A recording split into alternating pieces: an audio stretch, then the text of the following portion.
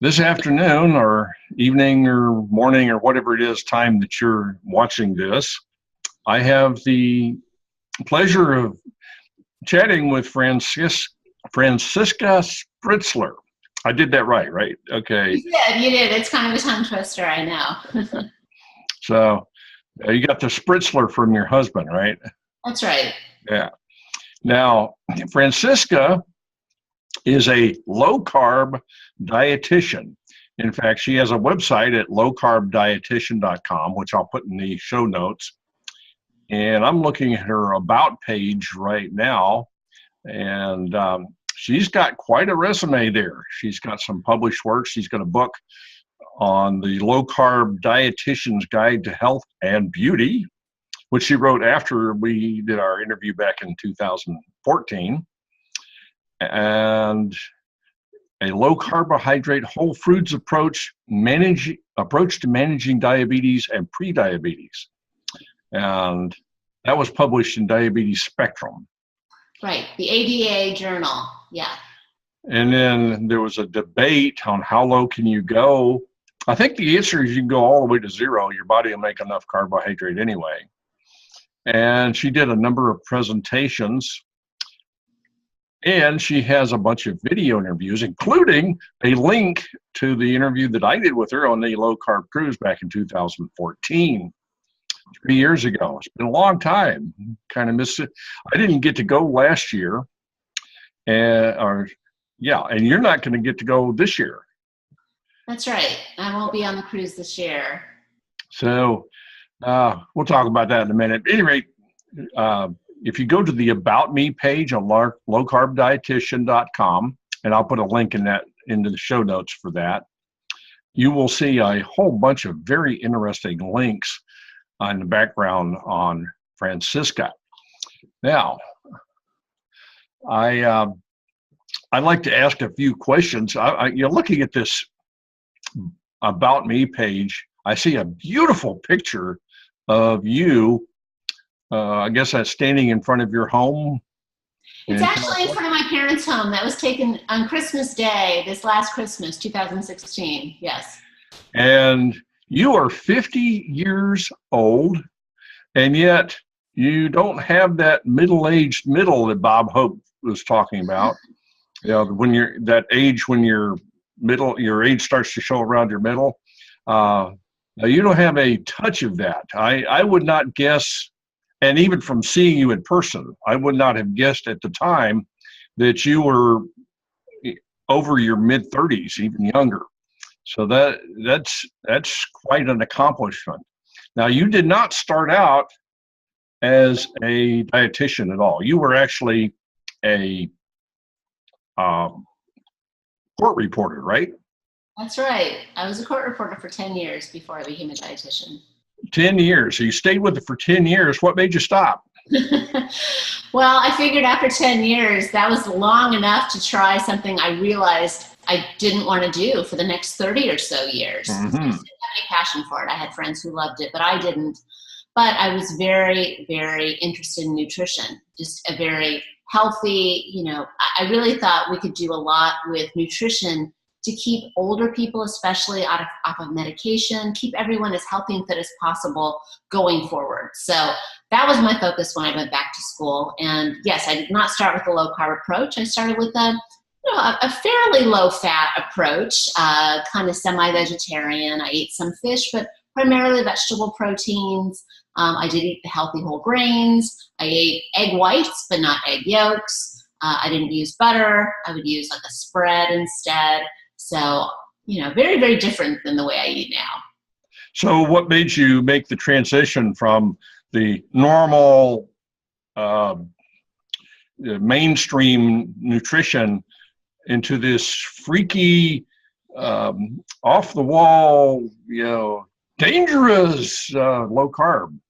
Yeah, I mean, that's what we all thought. As dietitians, we were taught that, Atkins diet or any low carb diet was unhealthy, unbalanced, and possibly dangerous. So yes, if you had told me back in 2008 when I became a dietitian that within 3 years I would be changing my views to, a low carb diet, I would have told you were crazy. But as it happens, in 2011, I found out that I had elevated blood sugar after eating. Normal blood sugar, completely normal in the 80s before I ate, but after I was eating, even moderate amount of carbs in a mixed meal, maybe 40 or 50 grams, my blood sugar went up to very high levels, diabetes levels, 160, 180, even 200 once. So I knew this was absolutely wrong. And it is a form of prediabetes, but it really wouldn't have been caught by most doctors because my fasting blood sugar was so low. But I was obviously not tolerating carbohydrates well. And you had a fasting blood sugar down in the 80s, right? I did. So it was really going up almost 100 points after eating, just a moderate carb meal, which is very dangerous. You shouldn't have that kind of excursion after eating. Maybe if you went out and ate, a burger, fries, and a shake, but I wasn't eating that way. I was eating exactly the way I was telling my patients to eat, a very balanced diet with, a little bit of whole grains and maybe some fruit and vegetables and meat. But, overall, it was just still too many carbs for my body to handle and too many carbs for many people's bodies to handle, though I didn't know it at the time. So I started cutting back on carbs and found that I could keep my blood sugar from going up, above 120 very easily once I had my carb intake down to less than 20 grams per meal. Yeah. So you can handle about 60 grams a day. I can. I actually probably do a little less than that most days, but yeah, I can go up that high. I'm usually somewhere between about 30 and 50. I feel really good. Yeah.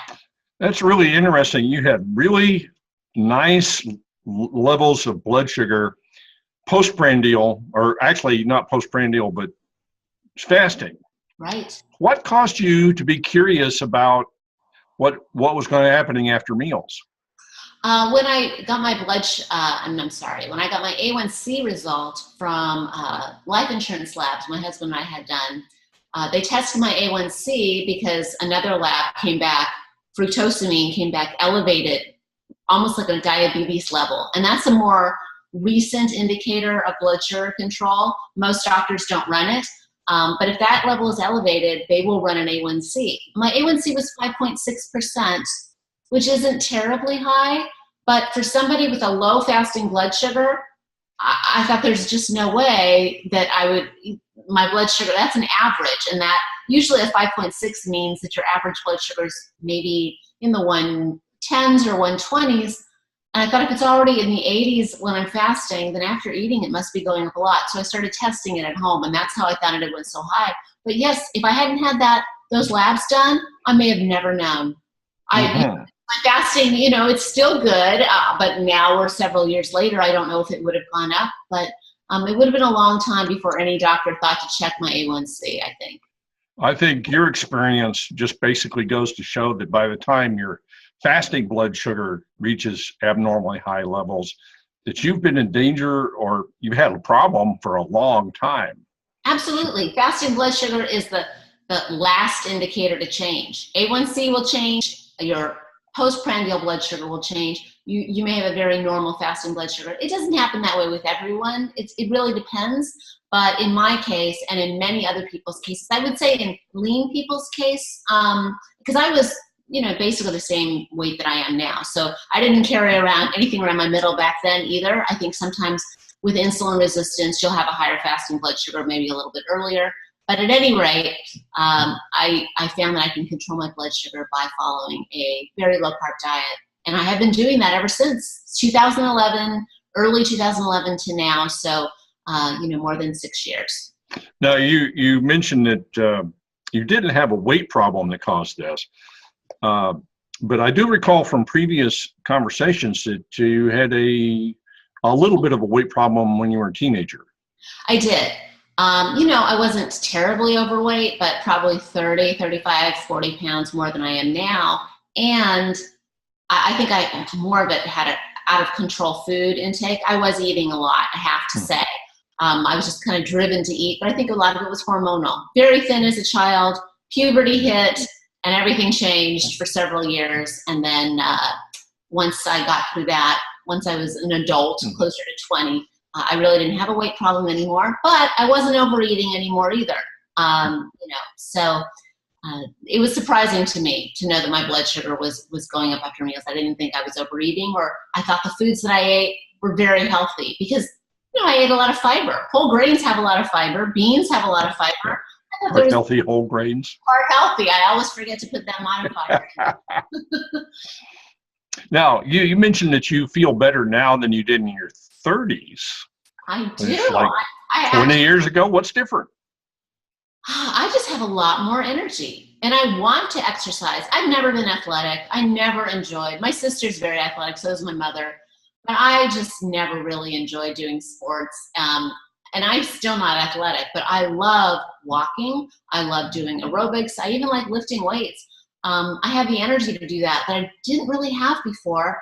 I also don't get hungry in between meals. I can go a long time without eating. I think that's one of the biggest benefits is that, your hunger is controlled.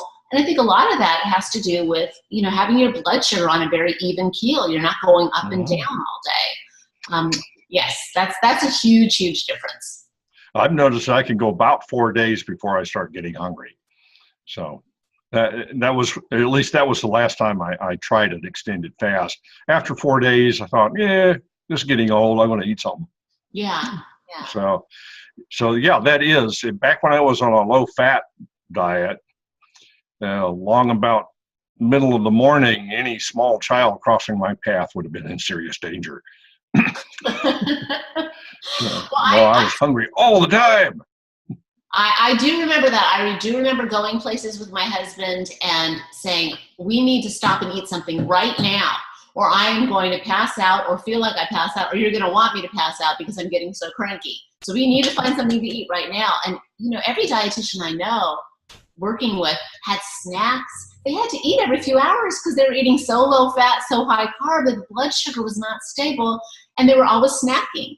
And, I had a snack too. We all did. And I just love now that I can go many hours. I don't do the extended fasting thing. It's just really not for me. But I can skip a meal easily and not feel, I've never had that feeling that I need to eat. And I think that's where the benefit for weight control really comes in. Well, I've every once in a while I notice my weight starts creeping up, and then what I do is I skip a day. I just don't eat for a day, and that seems to bring everything back into focus. Let's see. I read on your website a whole bunch of disclaimers. You talk about the USDA, the FDA, NIH, the AHA, and a bunch of other acronyms for federal agencies. USDA, of course, has nothing to do with health at all. The FDA is just a branch of the United States pharmaceutical industry. NIH, I think, stands for not invented here. And AHA, wonder who, as a group, MDs are probably the second worst group in the whole world at recognizing the boundaries of their own competence. And who's the first group, you might ask? Politicians. At any rate, why do you think that these various different federal agencies take such a dim view of low carb? Yeah, I think a lot of it is, even though there has been research on low carb benefits for a long time, some of it is quite new. I would say within the last 10 to 15 years, there's been a lot more research on low carb and how healthy it is for you. But part of it is, I think one of the reasons I put these disclaimers on is because the American Diabetes Association, or actually the Academy of Nutrition and Dietetics, they base a lot of their recommendations on these organizations. The low fat, lower salt for the AHA, definitely for the USDA, having the hard, healthy whole grains there. Although they aren't, I don't think that any of these agencies are deliberately trying to cause harm, but they're just not accepting of something new. And I, as a registered dietitian, am bound to go by the rules of the Academy of Nutrition and Dietetics. And it's just not that favorable at this time to low-carb diets. So I just want to make it clear that although I'm a registered dietitian, I have views that are different than the current standard of care, which I'm hoping will change. I'm meeting more and more dietitians who are like-minded, and they contact me telling me, I thought this was healthy, but now I realize that I was telling people the wrong thing. Just all the things that I've come to realize. So, I'm encouraged that some of these agencies may change their views in the future, but until they do, I put this disclaimer on, just so that somebody doesn't come, maybe looking for dietitians in the area and find me and think, this is going to be, just fine with their doctor or anybody else who goes by these federal agency guidelines. I also noticed that you have the usual consult your doctor before you go on to a low carb diet. And my experience was I consulted a doctor and he said, grab some fat, and that was it, And I basically fired him. I decided I didn't want to take nutritional advice from a fat doctor anyway, because it wasn't working for him. Why did he think it was going to work for me? And I got into it, well, Georgine is actually to blame for that, because she had problems with her blood sugar and the diabetes medicines weren't working. And so she said, we've got to do something else. And she came home and said, we're going to do Atkins. And I went along with it because I was going to be the supportive husband, even though I knew for certain sure that 6 months from then we were going to be in worse shape than we were then. And it didn't turn out that way. And it's really kind of interesting. It's the first diet that I actually tried that made me feel better and less hungry and things like that. In fact, the only real problem I've had with low carb in the last 17 years is the well-meaning fools who keep preaching to me how bad it is. And it's like, compared to what? Anyway, but I see you do the consult your doctor thing. And I assume that's just a cover your rear type item there, because you're not a doctor and you're not licensed to actually do that. It's kind of too bad that the people who are licensed to do that can't do it very well. True. Although, as you know, having gone on the Low-Carb Cruise, there are many doctors who actually do know something about nutrition. Now, compared to, the number who don't, it's small, but it's growing. And that is encouraging. But yes, I do, again, I do as many disclaimers as possible because I don't want to get into trouble. I want to continue to spread good information, but I don't want to get combative with people. I leave that to others, but I really don't want to do it. First of all, I don't enjoy it. But secondly, I really don't want dietitians, doctors, or anybody to come after me and try to take away my credentials and cause problems for me, because it has happened, as you know, in other countries with dietitians. And it's so I really say, I think this is a very healthy approach. I think everyone should have the option. You don't have to do low carb. Nobody is forcing you to do it. But if you've tried other diets and they haven't worked, why not give it a try? I have a lot of research here that supports it. Besides all the anecdotal research, there's tons, like you and your wife and many other people. But there's clinical studies, lots of randomized control trials that show that low carb is really very healthy. I would say, especially for people with diabetes, but also for people who are overweight, have fatty liver, women with polycystic ovary syndrome. I mean, I could go on and on. So it's people's choice, and I think that the information about how to do low carb should be out there, and that people shouldn't be afraid. Like, you still get it. Even after doing this for 17 years and having experienced all the health benefits, people are still telling you how bad it is for you. And, I want people to see that there are professionals like me and other dietitians and doctors and nurses who know that it can be a valuable tool to get health. Yeah, unhealthy compared to being over 350 pounds and night blind and horrible adult acne and various other things, just gone away almost immediately when I started low carb. And that's amazing. It really is. It's such a a great way to live. Now, I'm going to miss you on the low-carb cruise this year, but I understand that you've got lots of other things going on. You've been on a cruise this year already, and you've got some conferences to do. Are you writing a book or another book? No, but I'm possibly going to be writing a book, maybe later this year with somebody. I'm not going to say who or anything yet, but that's just, you know, I don't want to say anything and let the cat out of the bag, but that's a possibility. And I am going to be speaking at Low Carb USA in San Diego in early August. And then I'm really excited. I spoke there last year and that was great. I'm really excited about November. It's actually going to be my birthday. So on my 51st birthday, I will be in Mallorca, Spain at the Low Carb Universe Conference, the first European low carb conference. And they can all say happy birthday to you.